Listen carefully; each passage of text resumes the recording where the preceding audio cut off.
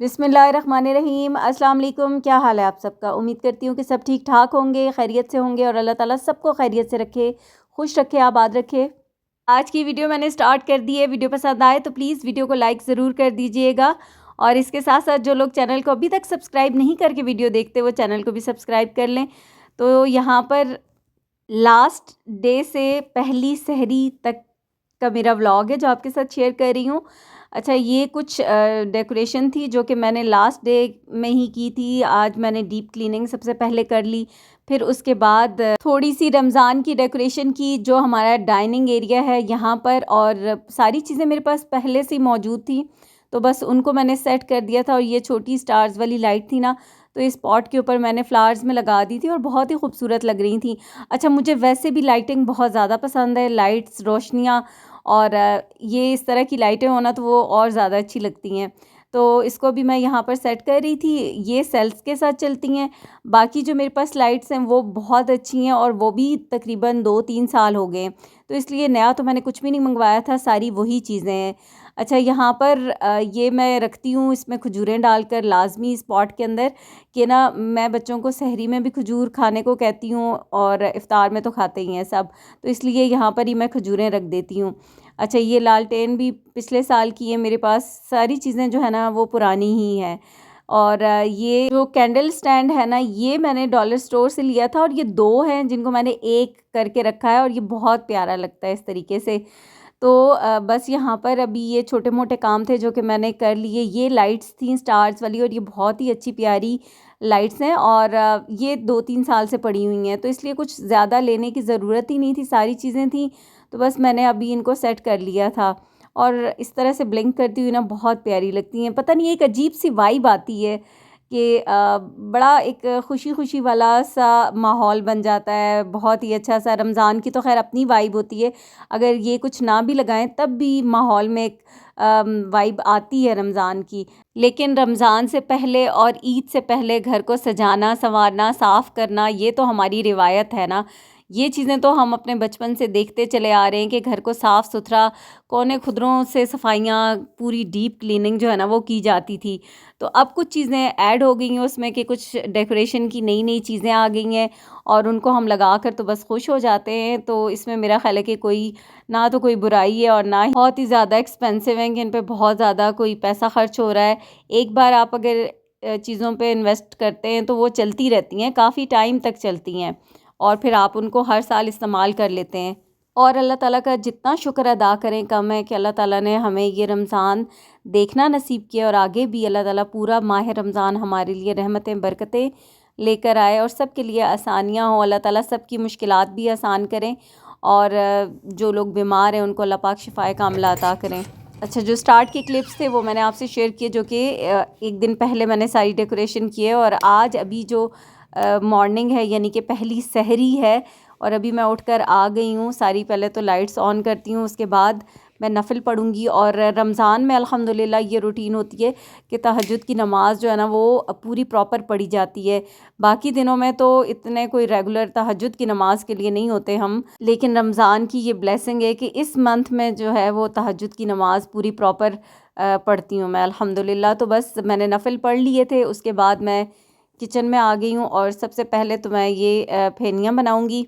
अच्छा, मुझे कुछ लोगों को ना मीठा नहीं पसंद होता कि सुबह सुबह मीठा खाया जाए, मुझे मीठा बहुत पसंद है। मतलब मुझे मॉर्निंग में मीठा अच्छा लगता है और जब मैं बीमार भी होती हूँ ना, लोगों को चटपटे खाने अच्छे लगते हैं, मेरा दिल करता है मीठा खाने को, मीठी चीज़ें।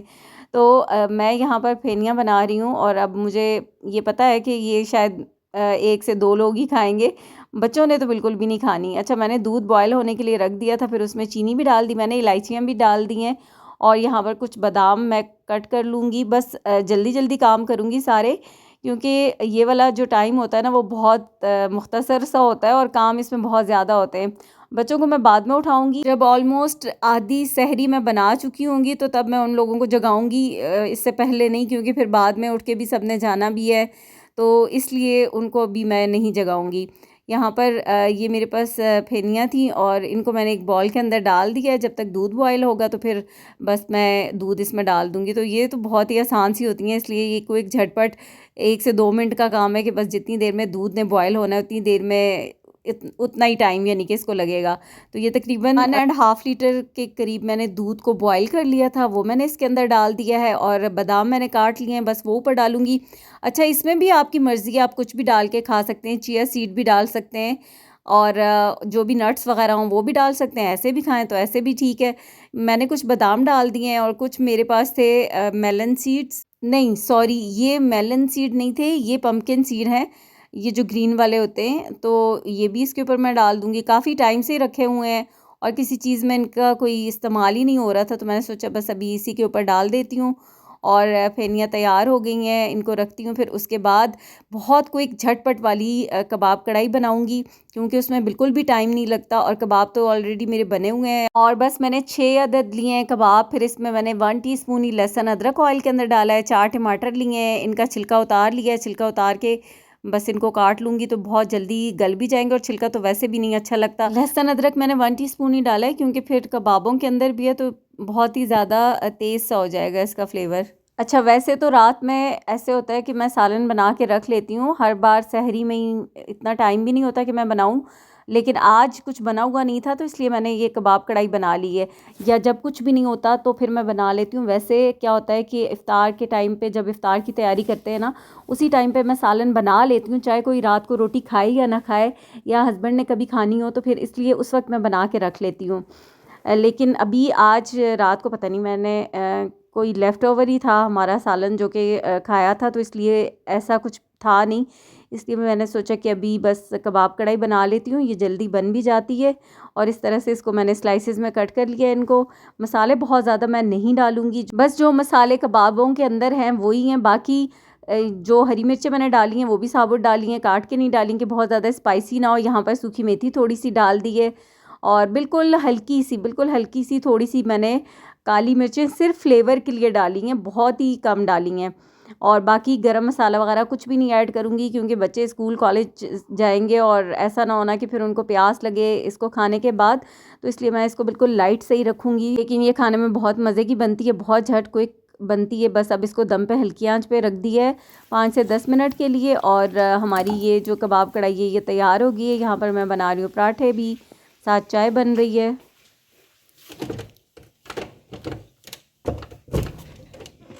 सजल सजल उठो बेटा, जल्दी करो। इब्राहिम उठो, वॉशरूम जाओ, उठो, शाबाश। आमना आमना उठो, बाथरूम जाओ। अच्छा, यहाँ पर तकरीबन सब चीज़ें बन चुकी हैं। बस मैंने पराठे बनाना जब स्टार्ट किए थे तो फिर मैंने बच्चों को भी उठा दिया था और उन लोगों के आते आते पराठे बन चुके हैं। अब यहाँ पर सबको पहले डाल के दे रही हूँ कि खाना शुरू करें, पानी वगैरह पी लें अच्छे से। और अल्हम्दुलिल्लाह सहरी हमने कर ली है। सहरी बहुत कम क्वांटिटी में ही खाते हैं बच्चे, इतना ज़्यादा सालन वगैरह नहीं खाते। और मैंने तो बिल्कुल अपनी ड्राई जो खुश्क रोटी होती है ना, उसके ऊपर हल्का सा देसी घी लगा के खाया था और थोड़ी सी फेनियाँ खाई थी मैंने। और यहाँ पर अभी सहरी में ही दूध ले आए थे हस्बैंड, तो मैंने उसको भी बॉईल कर लिया। फिर बर्तनों का ढेर, उसको भी वॉश कर लिया, किचन क्लीन किया। और ये देखें, ये सारी की सारी बच गई हैं। या पता नहीं जितनी सहरियाँ हैं मुझे ही खानी पड़ेंगी, क्योंकि सिर्फ मैंने और हस्बैंड ने खाई थी, बच्चे तो खाते ही नहीं हैं। तो इसलिए अब ये रख दूँगी और बस रोज़ गर्म करके, शायद अब मेरी सहरी यही हुआ करेगी कि मैंने ही ख़त्म करनी है और मैंने ही खानी है।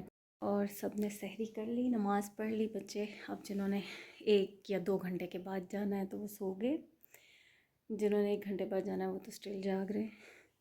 मैं अपनी फजर की नमाज़ पढ़ लूँ। अभी इस वक्त हो रहे हैं 5:45। नमाज़ अल्हम्दुलिल्लाह पढ़ ली है और अब मैं कुरान पाक पढ़ूँगी। और ये पिछले कुछ सालों से मेरी रूटीन इसी तरह से है कि फिर सहरी के बाद मैं सोती नहीं हूँ, क्योंकि बच्चों ने जाना होता है, फिर सोने का कोई फ़ायदा ही नहीं होता। तो नमाज़ पढ़ के कुरान पाक पढ़ लेती हूँ। और ये इतना अच्छा टाइम होता है ना, फ़्रेश इस टाइम पर पढ़ा जाता है और बहुत अच्छे सुकून के साथ साथ तर्जुमा भी पढ़ने की कोशिश करती हूँ कि थोड़ा बहुत जितना पढ़ा जा सके। और यहाँ पर अभी मैं कुरान पाक पढ़ ही रही थी कि आमना अपनी शर्ट ले आई मेरे पास। यूनिफॉर्म की शर्ट है, इसका चौक उधड़ गया है। बस मैं उतरते चढ़ते जैसे कोई शर्ट पे बैठ जाती हैं बच्चियाँ, तो मैं उसको कह रही थी कि तुमने मुझे पहले नहीं बताया और अभी इस टाइम पर, तो बस फिर मैंने सुई से ही उसको सिलाई कर दिया था। आमना तैयार हो गई थी और उसकी बस आ जाती है स्टॉप पे 6:50 पे। आमना के जाने के 1 घंटे बाद इब्राहिम जाएगा और उसके बाद हस्बैंड जाएंगे। तो बस इन सब के जाने के बाद मैं सो जाऊँगी, आपसे इजाज़त चाहूँगी। इंशाल्लाह इफ्तार की वीडियो में मुलाकात होगी। अल्लाह हाफिज़।